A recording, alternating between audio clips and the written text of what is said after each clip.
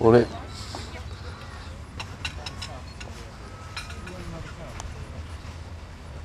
Sam, I'll make you a cup after I finish this one, brother, alright?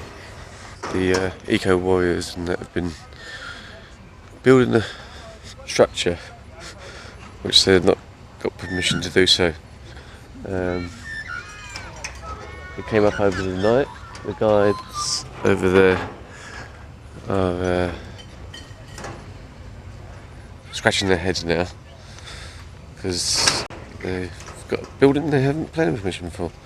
So they're not allowing me to film them because they don't want it recorded, just in case. I wanted to sort of disappear and wake up and see it more than anything, you know. And I've done it, and I come out and I just, it blew me backwards. I was like, yeah, man. Morning. Morning. I'll tell him. Good morning. Tell us about that. What do you want to know about? Oh, hang on, just get rid of this. Can you edit this out? I don't want that in. Oh, yeah. It's a place to sit down and talk. Uh-huh. People come and sit down and talk, and it's going to be historical documents there that aren't available in Australia, and they're not in any other collection.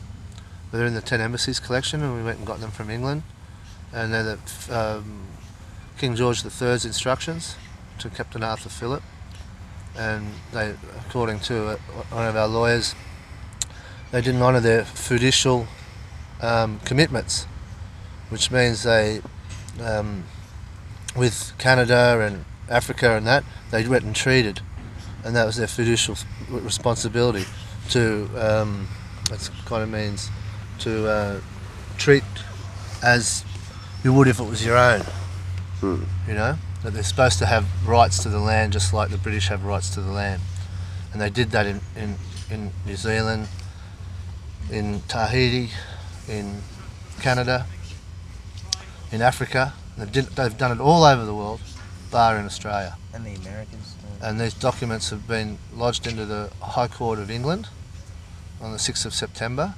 And now we're just waiting for them to see if that's okay. Right. Why didn't... They're the first official communication from the Crown to do anything in Australia. They're the instructions to Captain Arthur Phillip from King George III to bring the First Fleet to Australia. Uh-huh. And in there it says that all the natives should be protected in the enjoyment of their possessions. If anybody should wantonly destroy them in their enjoyment of the possessions, then they will be brought to trial and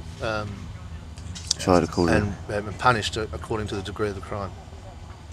Right. And this document isn't available in Australia, and we're going to claim it. We've got it. And you went to foundingdocs.gov.au. There's a chronological order of how they asserted their sovereignty. It goes Captain Cook's Secret Journal, which is over there. Then it goes to this other thing that King George III set up so they could have a court in New South Wales. Then it goes to King George III's instructions, amended draft copy of the instructions to Captain Arthur Phillip. Because Phillip's book was being lost, that had the original commission and original thing stuck in there. That can't be found anymore, so they've got to go and find anything that's similar. And this is the amended draft copy. So the King wrote it, right? Well, he signed it. Someone else has written it. He signed it. His signature's on it twice, and then that's copied into the journal, the book that they give to Phillip, and they say, okay, here you go off to Australia now. This is what you've got to do, and it's full of instructions, you know, like Captain Cook. He had a book that said go to Tahiti and observe the transit of Venus over the equator, and after you do that, open up this other book, and then they open up that other book and it says there's New Holland's down there and no one's charted the east coast. You've got to go to the east coast of New Holland, see if it's inhabited. If it's not, claim it. In the name of the Crown, that was those two orders that were sent from after that. I haven't. To establish trade. There was one that Phillip went down with two orders. One to establish trade and to seek colonialism with trade with consent of natives, or to declare terra nullius. And he went down there as knowing full well that no one had hit it. This is according to the history books. Yeah, but that's. But the history books haven't got the original documents in them. So these are the forged documents after the actual. They've forged all that. They've readmitted all that because Philip's book can't be found.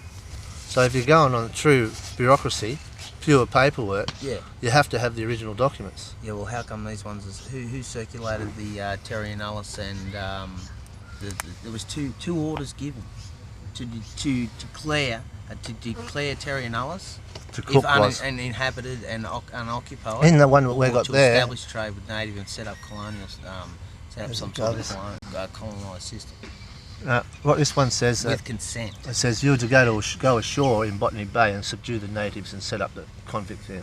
And then you've got to protect them. But first you've got to go and subdue them. The ones in Botany Bay. Yeah, that's the ironicity So it's of murder. everything, you know, like there's so many documents. It's floating incredible. that Wait until we get the actually historic. made Wait until Henry jigsaw Reynolds puzzle comes out down of here. Some hell of a historian and says, Yeah. good on yous. Yeah. According to John Pilger, the 1835 document, No, you carry on, talk on. Yeah. the 1835 document, he's written about it in the secret country.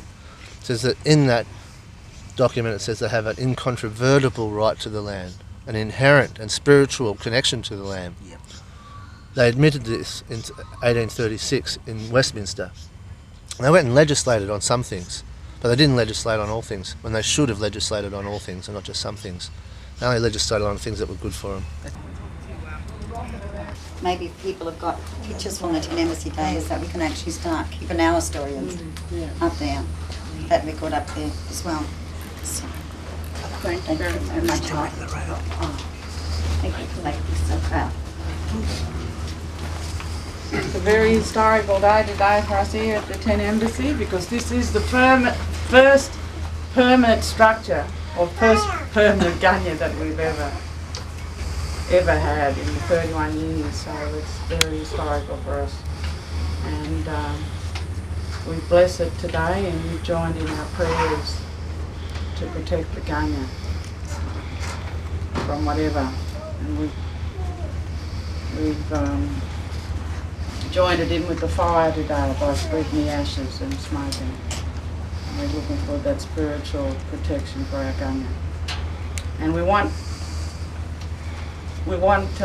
people to ring, especially any of our supporters, to ring the National Planning Authority, the National Capital Planning Authority and the Woden Police and Wilson Tucky, and let them know that you want them to bring down to the Tent Embassy messages of support, because they're always bringing complaints down here, and that was one of the things that we were able to do up in Victoria Park when we put the Tent Embassy up there in Victoria Park. We were able to turn it all around because all of our supporters rang South Sydney Council and the Newtown Police, and in the end Newtown Police got sick of bringing messages of support because there was the support messages far outweighed the negative support, the complaints. And I think that's what we've got to sort of start doing, playing them at their own game. Just ring them and let them know that you support the Tent Embassy and what we're doing here, and that they leave their hands off our Tent Embassy. There's also Gunyah has done some letters to people on behalf of the Tent Embassy, thanking them for their support throughout the festival. People, they're a bit long, people can come and have a look at them. There's also a letter here from Kerry that we're going to put up on the boards, and if there's any other relevant documents that you think are important that the Aboriginal Tent Embassy should have up here, you should come and put them here with the other documents, because we want to put all of our important documents in here. We want them to see, people to see what we're doing, and that the documents we're talking about, they're not here in Australia. And that's one of the reasons why they want to pull the Gunyah down, because they don't want people to see these things. And that it's been deliberate. We had to go across to England to find these documents. And it proves exactly what we've been saying all over the years, that this country is illegal.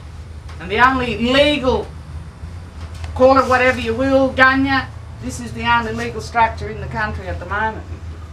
Good on you. Good on you.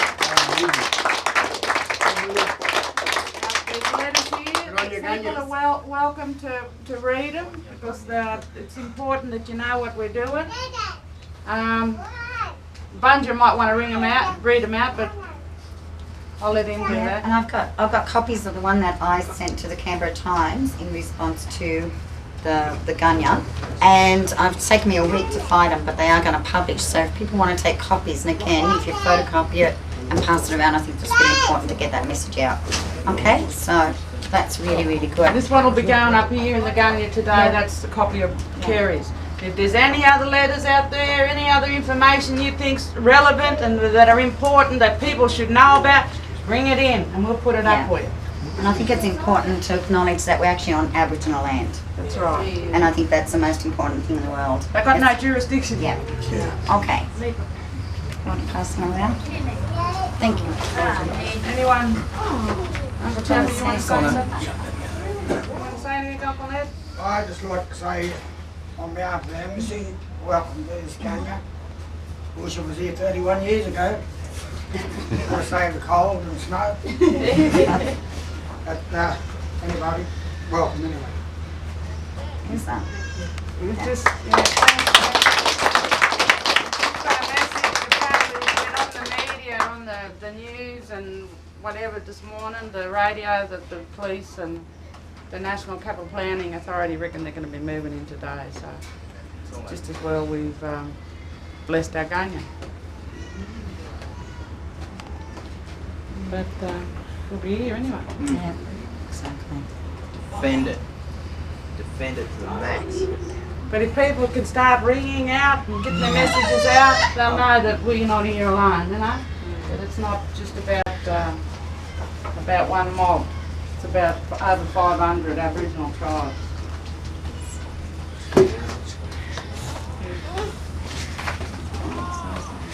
I think it's important to add, can I just jump in now? The only way that I could get the editor to publish that letter, to agree to publish that letter, was that I actually emailed a copy of that letter to all the Indigenous Worlds Network, Reconciliation, Mob, and TAR.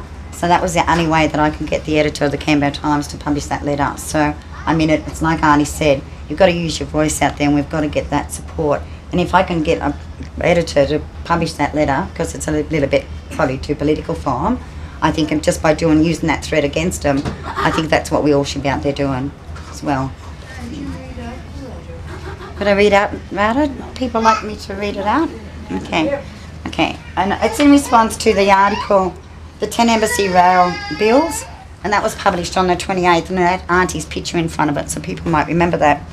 And as a supporter of the Tent Embassy in the fight for the recognition of Aboriginal sovereignty to be recognised in this country after 200 odd years of invasion, colonisation, whatever, I would like to tell you a story about my 6-year-old grandson. One day, him and his mum was driving past one of those big flash embassies, and he asked what it was. My daughter replied, "That's a Chinese embassy." He replied, "My pop has an embassy too, but it's made of tents." His pop was Kevin Gilbert. The sadness for me is that our young people recognise at such an early age the injustices and the differences in this country when it is in relation to Aboriginal people and non-Aboriginal people, the haves and the have-nots. Definitely in Australia, it is us, Aboriginal people, who are the have-nots, and this further proves it. When Aboriginal people are living in humpies and tents at the embassy, it's okay, but when the tent embassy gets a stable, waterproof structure, it has to be torn down. Needless to say, the structure, of course, is A-frame corrugated iron, not $1 million flashed-up embassy building. The have-nots, easy to pick. I would like to say, in my eyes, the NCA has no jurisdiction over the Tent Embassy. It is on Aboriginal land. Always was, always will be. I would like to add that the Tent Embassy belongs to all the Aboriginal nations in this land, not one Aboriginal nation. The first Aboriginal person at the opening of Old Parliament House was a Wiradjuri man.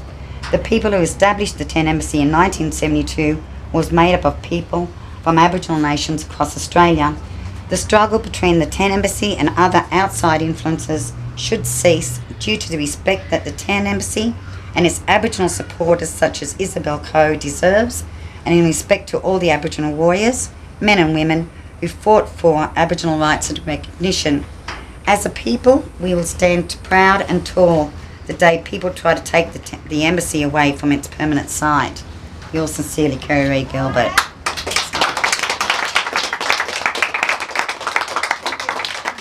And again, we've got to keep the fight out there, because this is, I guess, is one of our most sacred sites in this place here. And it is Aboriginal land of all Aboriginal nations, not one nation.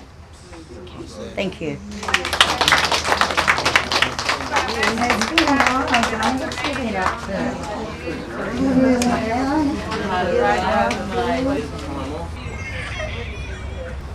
You are hereby requested to remove the A-frame structure from this land. If immediate steps are not taken to comply with this request, or if the structure is not removed within a reasonable time, an action will be taken by police to remove it.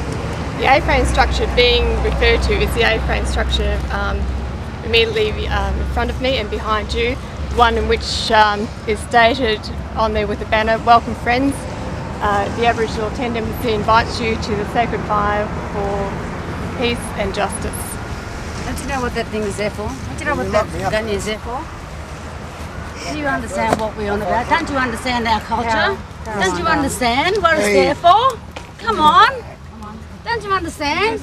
Can I just, I don't understand. I just want to inform you that there is a Supreme Court order preventing anyone from the Commonwealth and or agents coming here on this site and touching any of our structures.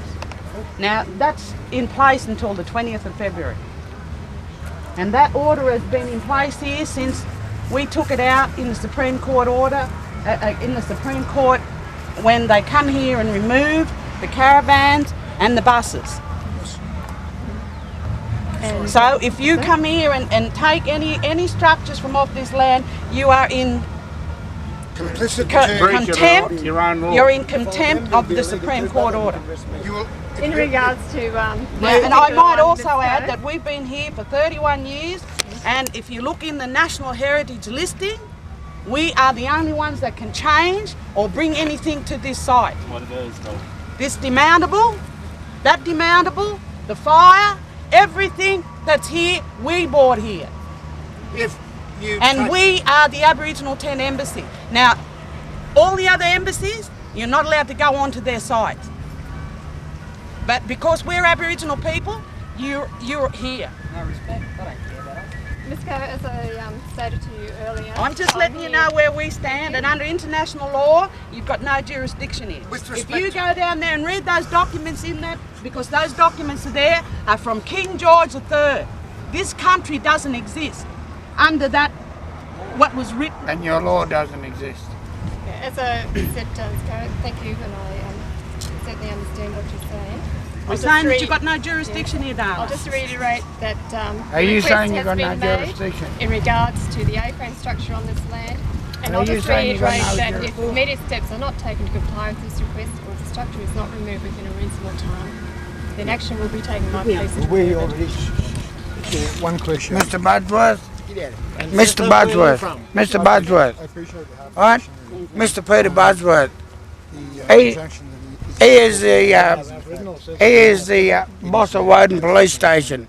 I used to bash him on the mission in Cara. I used to play with you.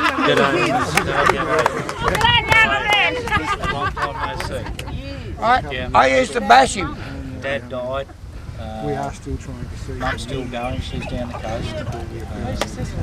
The sister, she's up in Tari. And you got children? I've got 5. 5 kids. Got children? She's got 2.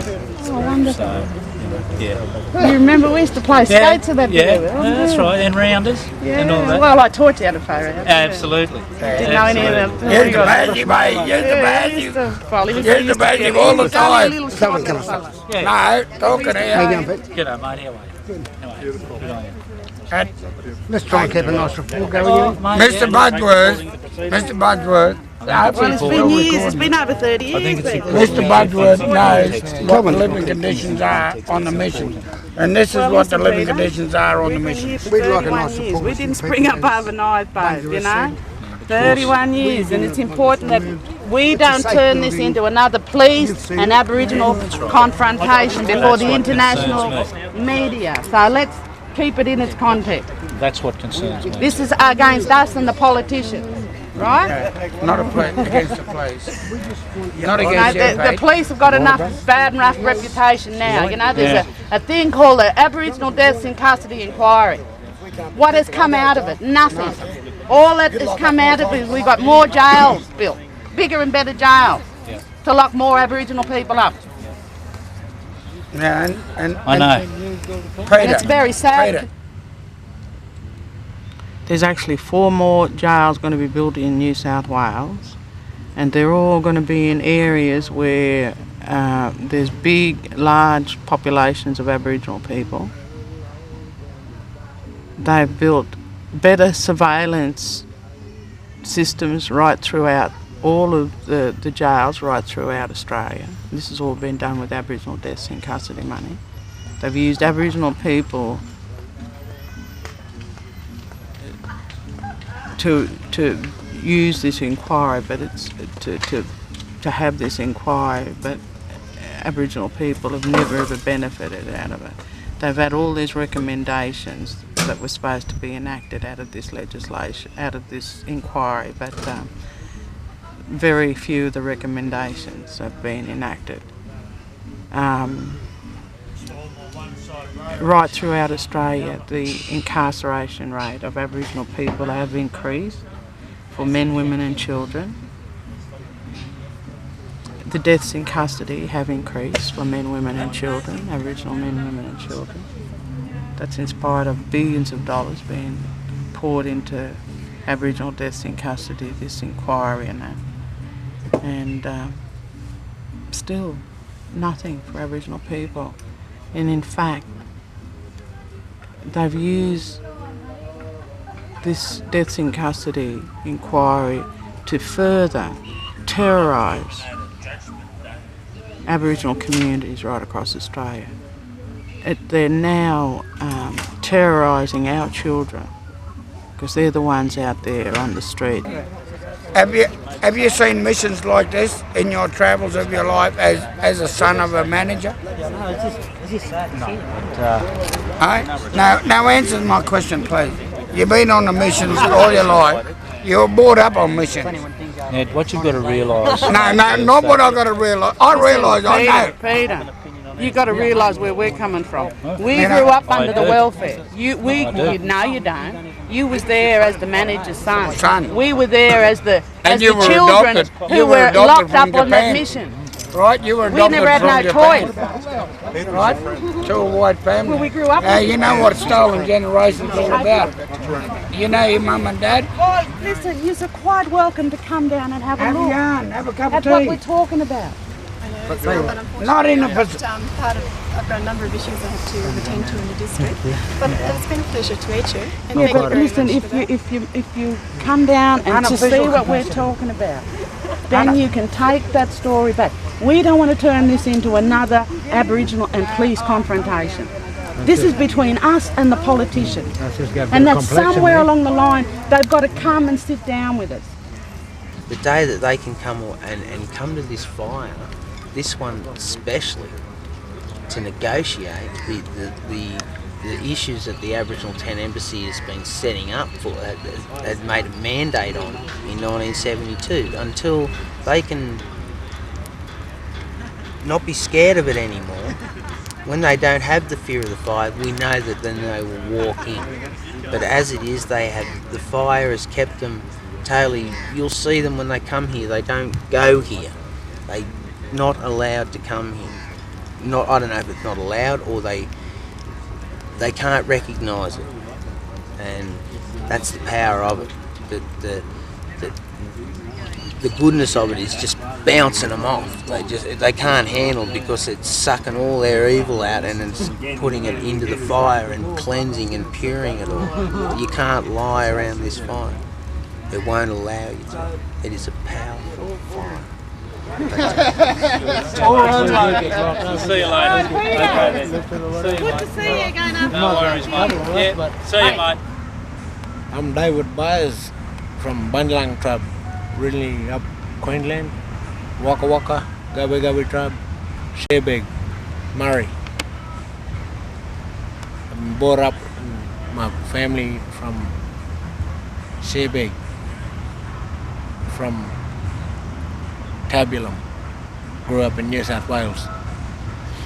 Just my being here for a while with brothers and sisters and that. And that's why I just saying today that we had the place here today is that about this Gunyah. That's why I'm still here. And there's only a few of us here, but no matter how many numbers we have, our fight will still go on.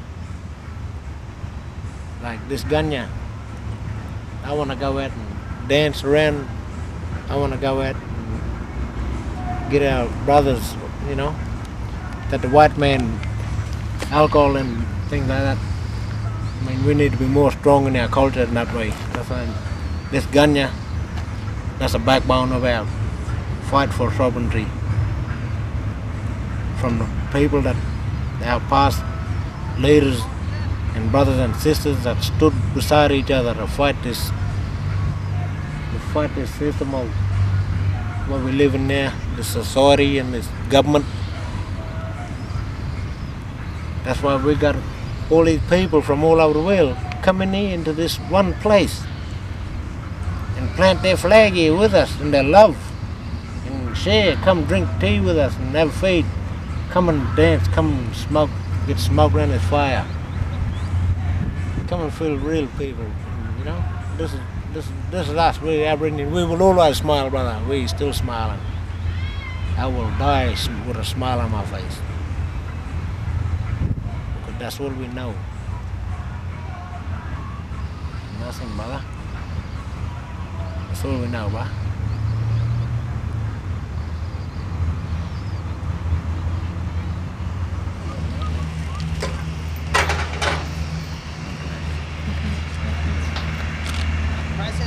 Get it ready for you just to lock on? Yeah.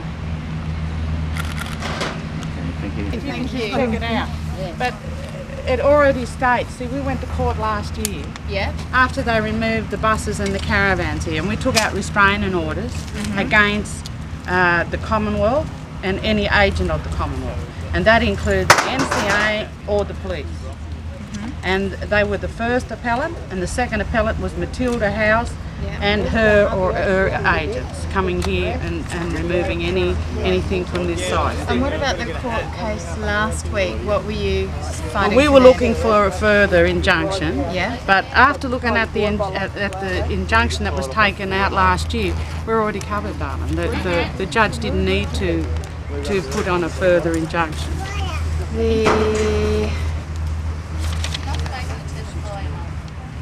Because you sought an injunction last week to prevent the removal, but that injunction failed last week. Only because we've already got an injunction. And the one that you got last year was successful, was it? It still stands until we go back to court. Have you got a... I'm just going to That'd be wait for great. someone to bring a copy here. Uncle Neil! That copy of that document. I just give them to you, baby. Oh, this is here. Here. Come in. Come in. Sorry.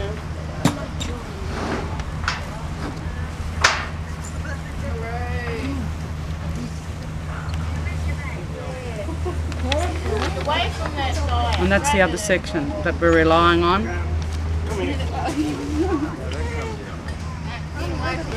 I guess they're saying though that because that was last year's and this is a new structure, that if you haven't got the latest injunction, that's why they're taking it. Listen, darling, they don't know when this is. Yeah, but you're and saying... this is included on that. That's already included on that. That Because it includes applies to all anything. instructions. And we've bought all of everything. There'll be someone on this number at any time of day if you just explain that you're from the Tent Embassy and something's happening. Or phone me on my mobile and I'll organise for us to cover it. All right, then thanks Thanks very for much. your help. You're welcome. Bye-bye. Thanks a lot. I'm Emma MacDonald and I'm a journalist at the Canberra Times. Right. And this is Graham Tydin, he's a photographer at the Canberra Times.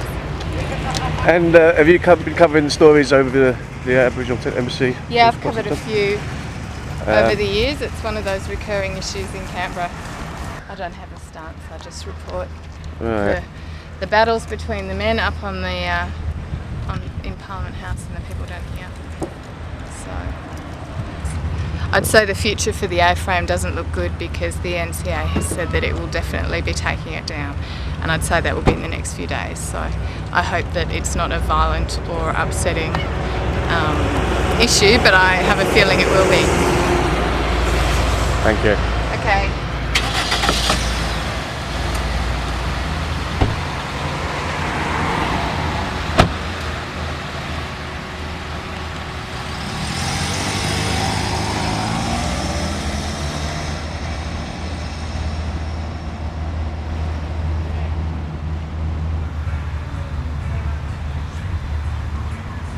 Maybe let them come and take it.